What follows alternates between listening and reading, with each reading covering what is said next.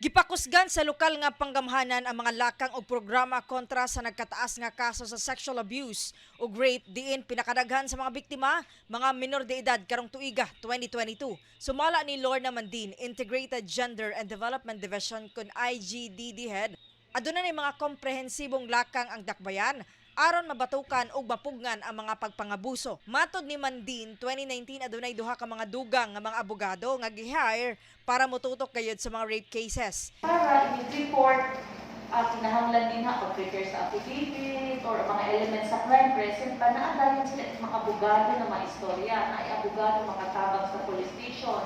Kitataw ni Mandin, padayon nga ni Asister ang Kian Gabriel Hotline nga masumbungan sa mga nahitawong pagpangabuso ug ma-rescue dayon ang mga biktima. Gimontar usab ang Women and Children Protection Unit kun WCPU sa sulod sa Southern Philippines Medical Center kun SPMC para maakomodar gilayon ang mga biktima sa abuso kun rape.